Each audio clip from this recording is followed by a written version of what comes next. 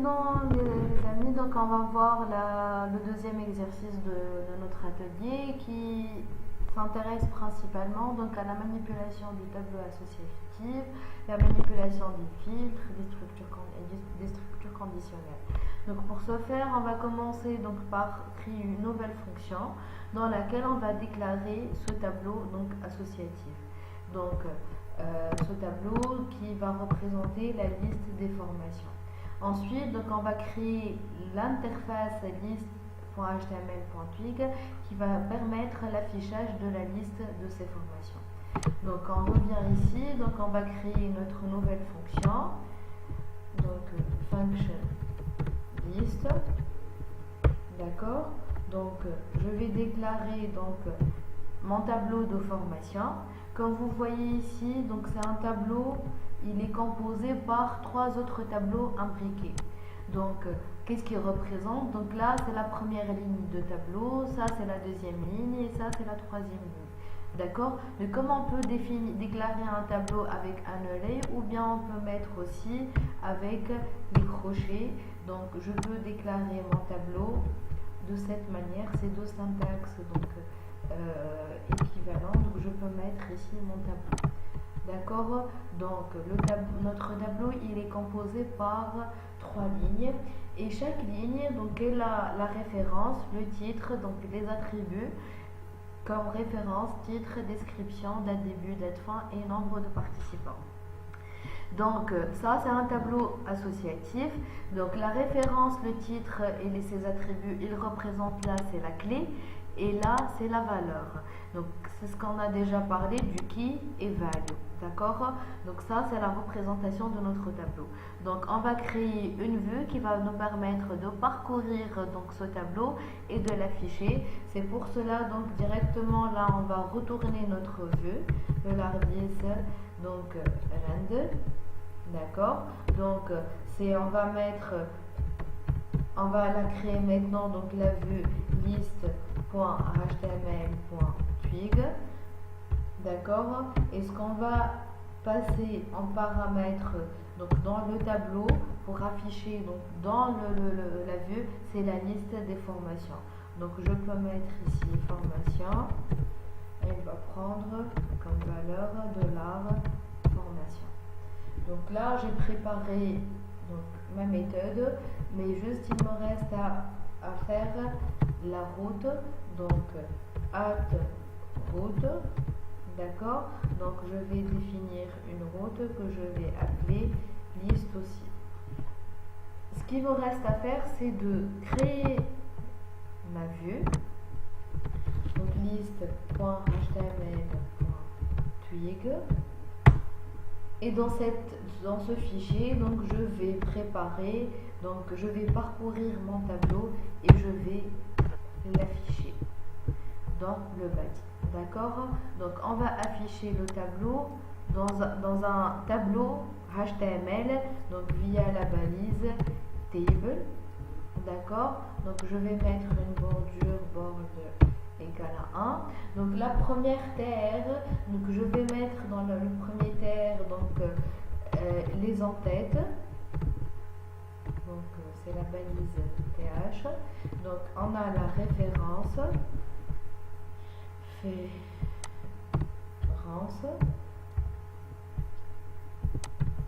D'accord. Ensuite TH titre, TH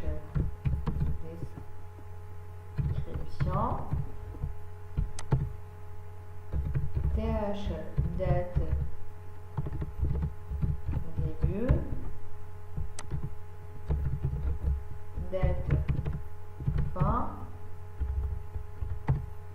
et NV participant. D'accord? Donc ça, j'ai préparé l'entête de mon tableau. Maintenant, je vais donc remplir les différentes lignes de mon tableau. Et là, c'est la question qui va se poser. Donc là, je vais parcourir mon tableau et je vais afficher les différents éléments. Là, je peux vous poser la question, est-ce que la boucle for, je vais devoir la déclarer avant le TR ou bien après le TR? Et donc la réflexion qui va nous venir en tête principalement, c'est que le nombre de TR, donc là dans notre tableau, on a 3 lignes. D'accord? Donc normalement on va avoir 3 TR. Sauf que le nombre de TR, ils doivent être remplis dynamiquement selon la boucle. C'est pour cela que je dois définir ma boucle avant cette TR. Donc on va déclarer une seule TR qui va être dupliquée selon le nombre de lignes du tableau. Donc là j'ai mis la boucle for. On n'oublie jamais donc de faire end for plutôt. D'accord, j'ai ouvert la boucle, donc je dois la fermer. Et là, donc, je vais mettre, si vous vous rappelez de la syntaxe de la boucle for, je vais mettre l'alias f qui va prendre donc comme valeur donc la liste des formations. Ensuite, donc, dans ce TR, on va remplir les TD. Donc, chaque TD, il va prendre le paramètre du tableau. Donc, on a f.ref, le premier attribut à afficher, td, f.titre. Comme vous voyez ici, donc on ne travaille plus avec formation, mais plutôt avec f. Ensuite, td, f.description. Donc ces appellations, ils doivent être conformes avec ce qu'on a défini ici. Donc la description, c'est majuscule, D majuscule. Je vais devoir corriger ça. Description, je vais vérifier titre aussi. RF, donc titre. Ensuite, TD date début. TD date fin. Et TD nombre de participants. Bon, j'ai oublié les F. F, TD nombre de participants. Et là, je fais à chaque fois copier-coller pour ne pas faire une erreur. Donc, normalement, là, le travail il est fini. On a parcouru donc notre tableau. On a affiché les différents attributs de ce tableau. Il nous reste qu'à tester notre rendu via donc la route liste. Donc, je reviens ici. Je vais mettre donc slash liste. Normalement, il doit nous retourner notre tableau avec les 3 lignes du tableau.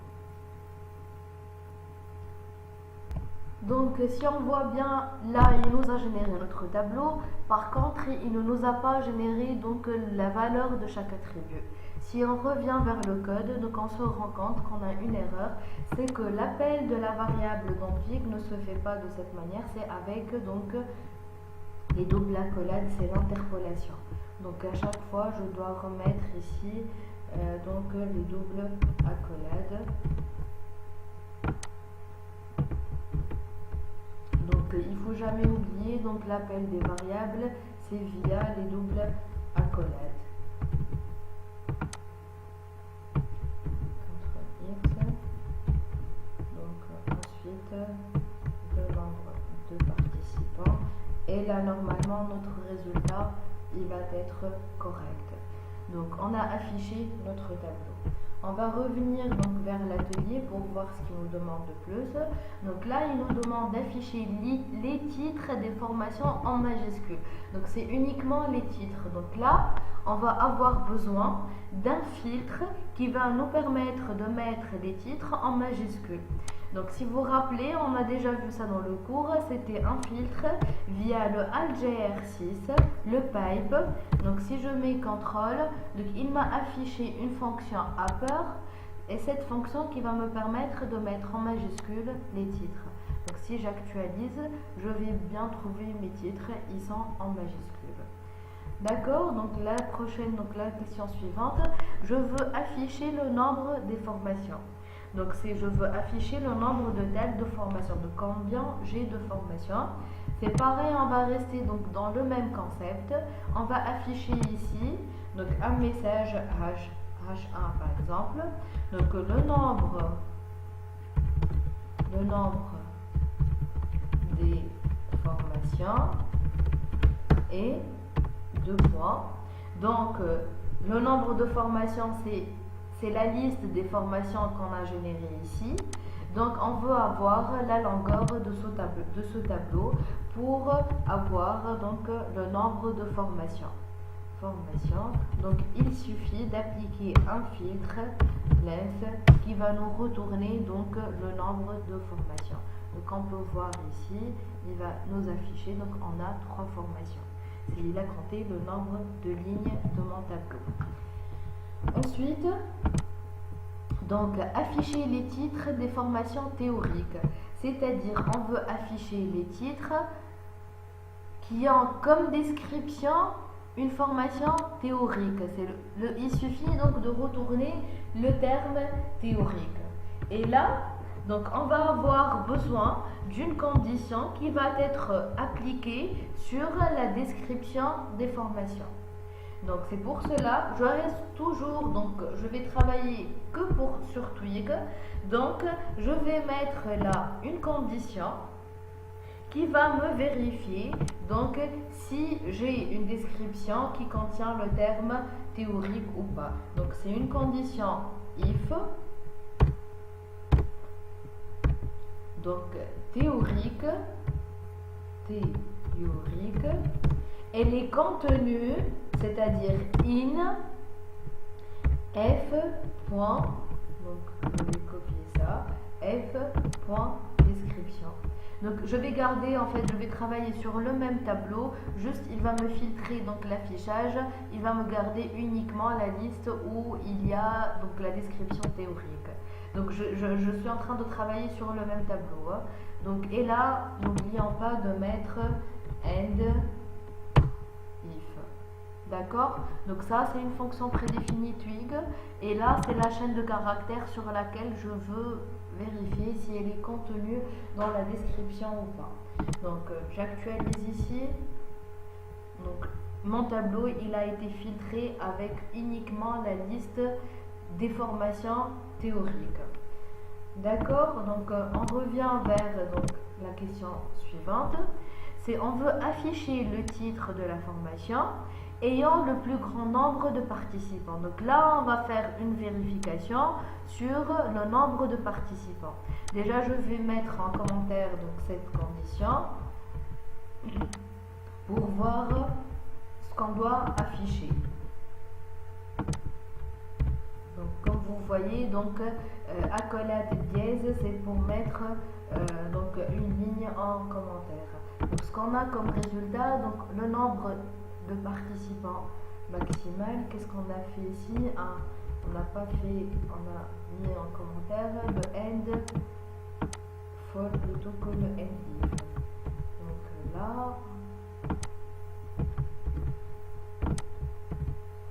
d'accord.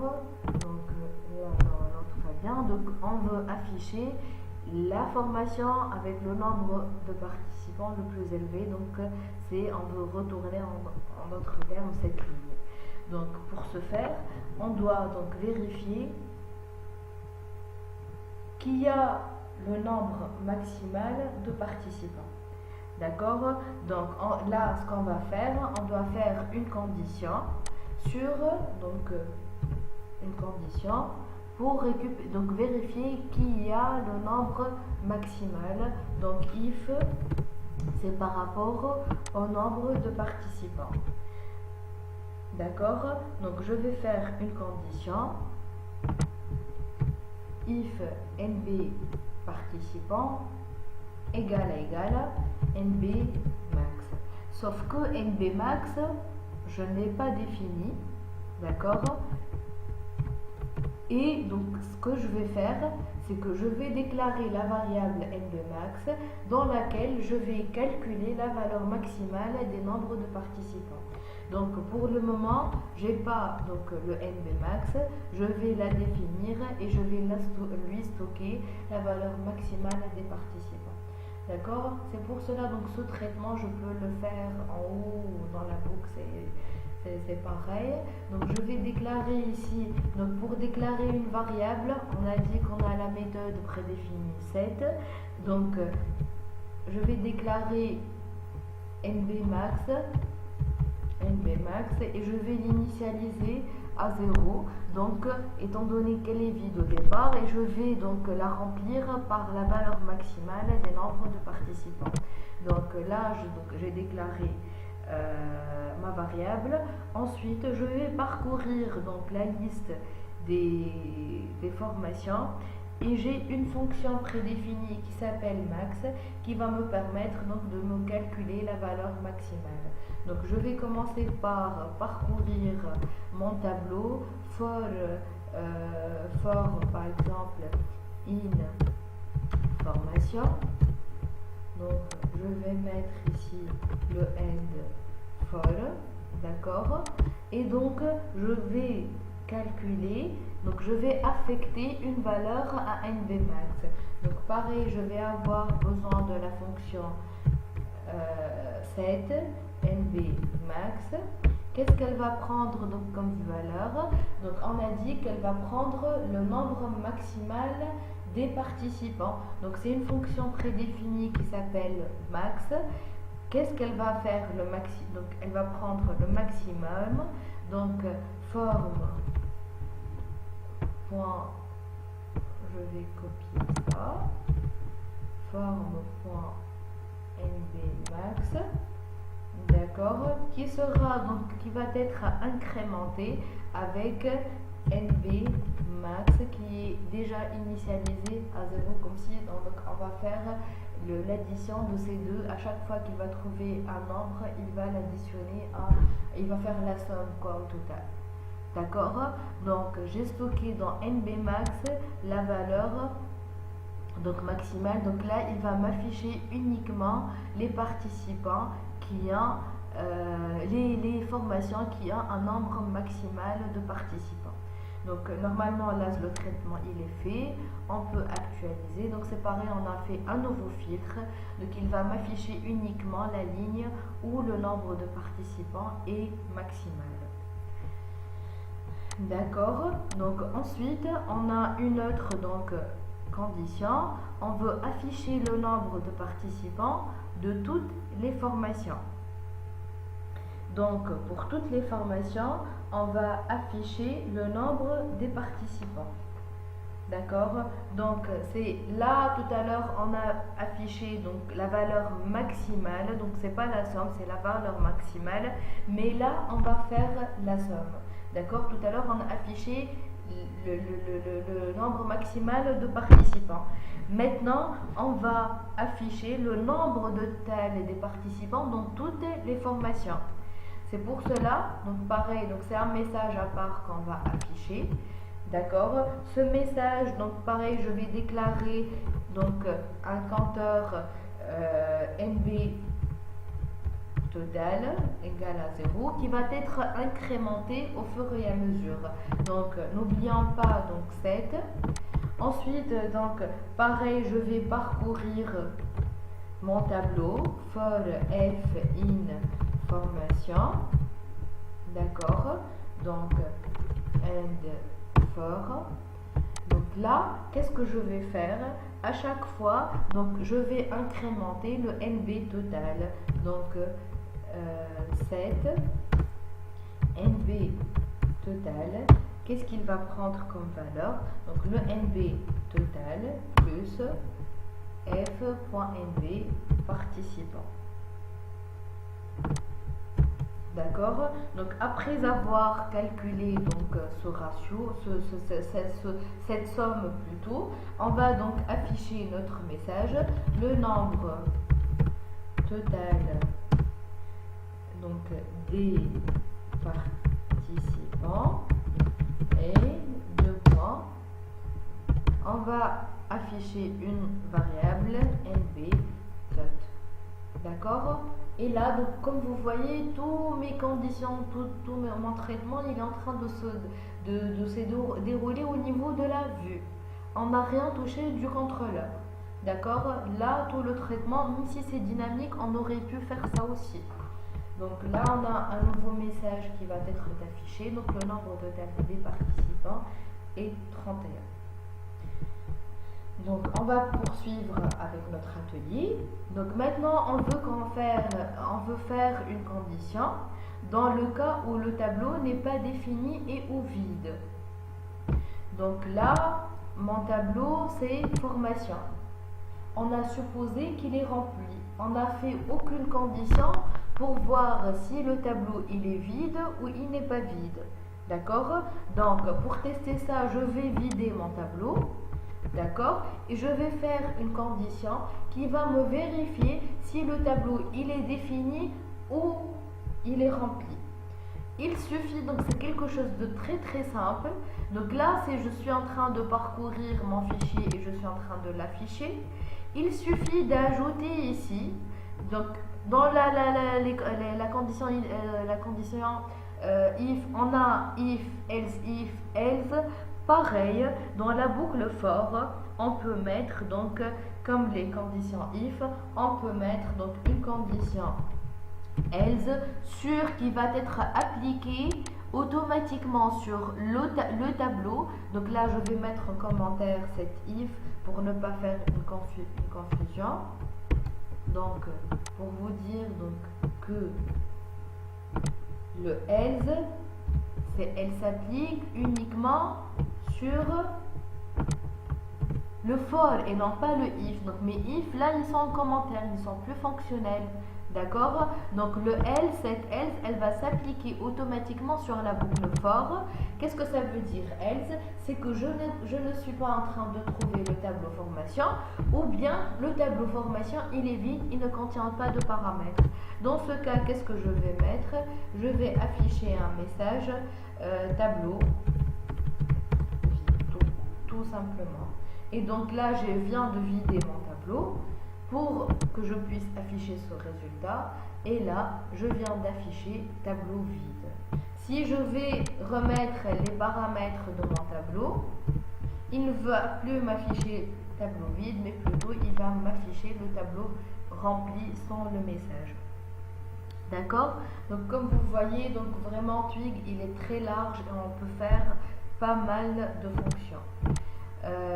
Finalement, donc on va finir par cette partie durant laquelle on est amené à déclarer donc un bouton participer devant la formation ayant aucun participant. Donc comme vous voyez ici, on a cette formation où il n'y a aucun participant, étant donné que le nombre de participants il est vide. Donc là on a une condition par rapport au nombre de participants qui ne doit pas être vide. Si il est vide, on va afficher un bouton. Donc on va vérifier si le nombre de participants est vide. On doit afficher un bouton qui s'appelle participer, qui va donc donner la main aux utilisateurs de participer à cet événement. En cliquant sur le bouton participer, l'utilisateur il va être redirigé vers une nouvelle vue détail.html.twig qui dans cette vue on va afficher le nom de la formation. D'accord? Donc on a une redirection vers une nouvelle vue de cette qui va nous afficher les détails de la ligne en question, c'est-à-dire les détails uniquement de cette ligne. Donc là, je suis en train de parler de cette ligne, étant donné que par hasard, on n'a que cette ligne qui a un nombre 0. D'accord? Donc, je vais commencer par préparer mon bouton dans la vue, bien sûr. Donc là, je vais ajouter un TD. Ici, donc, un TD. D'accord? Et dans ce TD, je vais définir mon bouton. Donc TD, mais le bouton il sera affiché à une seule condition, que le nombre de participants égale à 0. Donc je dois commencer par ma condition if quoi? F.nombre de participants égale à 0. Donc je vais mettre mon end if. D'accord? Donc, et là, je vais afficher un bouton button participer. D'accord? Donc, si je peux la actualiser.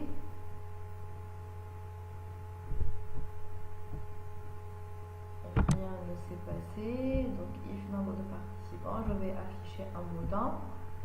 Donc là, il n'est pas en train de m'afficher donc mon bouton. étant donné que ce TD il fait partie de la condition else. D'accord? Donc je vais commenter toute cette partie sinon le bouton il ne sera affiché que dans la partie else, alors que c'est pas notre but. D'accord? Donc là normalement si je vais actualiser, il va m'afficher mon bouton. Pour le moment il n'est pas fonctionnel, mais par contre ce bouton il doit avoir une redirection vers une autre vue. Donc la balise button, elle ne me permet pas donc de faire un lien vers une autre page. C'est pour cela on va avoir besoin de la balise forme, et dans l'action de la balise forme, on va définir la redirection vers la nouvelle vue. Donc là, on va mettre action, et dans l'action, on va mettre la redirection vers une nouvelle vue. Si vous vous rappelez bien, dans le cours, on a parlé donc pour faire le lien ou faire appel à une vue, donc il suffit d'utiliser donc la fonction prédéfinie path ou bien URL. Et dans cette path, on va définir le nom de la route, par exemple détail. On ne l'a pas encore défini, mais on va la définir maintenant. D'accord? Donc là, c'est une redirection vers une nouvelle vue. En cliquant sur ce bouton, il va m'afficher la référence de cette ligne. Bon, on a fait le choix d'afficher uniquement la référence, sinon on peut afficher tout le reste. D'accord? Donc je vais créer la fonction qui va m'afficher la nouvelle vue. Donc function détail. Donc n'oublions pas donc de faire appel, de créer plutôt la route de détail. D'accord? Je vais l'appeler D par exemple, mais là le détail que je viens d'appeler ici, d'accord, c'est le name égale détail. D'accord? Et ça, c'est l'importance d'avoir un name. C'est là où on a besoin de mettre un name. Donc, pour le détail de cette fonction, on va faire donc retourner la vue de l'ardise flèche land. C'est la vue donc détail, c'est club slash. Pareil, détail, on ne l'a pas encore créé. .html, .twig, d'accord? Donc, il nous reste de mettre ici les paramètres à passer dans la vue, d'accord? Mais là, on doit faire une petite réflexion. Donc la spécification ici de la route, c'est qu'on doit, quand je vais cliquer sur le bouton, je dois récupérer l'ID de la ligne en question, quelle que soit cette ligne, celle-ci ou l'autre. D'accord? C'est pour cela on doit récupérer la référence ou l'identifiant de la ligne en question. Donc l'appel, le passage vers la nouvelle vue, il doit être paramétré par donc une nouvelle variable, par la récupération de la référence. Donc c'est f.ref. Sinon, comment je vais savoir les détails de quelle ligne, de quel objet que je veux afficher, qui doit être l'objet en question sur lequel on a cliqué. Donc c'est très important, sinon on ne peut pas récupérer donc la ligne à afficher ou l'objet voulu. Donc c'est pour cela, donc étant donné que je viens de passer ici dans l'URL ID, je vais devoir le passer dans la route aussi. Donc je dois mettre donc ID, c'est qui est la nouvelle variable que je viens de créer ici. D'accord? Ensuite, je dois passer ici $ID qui va être récupéré, et donc ce que je vais afficher donc dans la vue, c'est référence qui prend comme valeur $ID.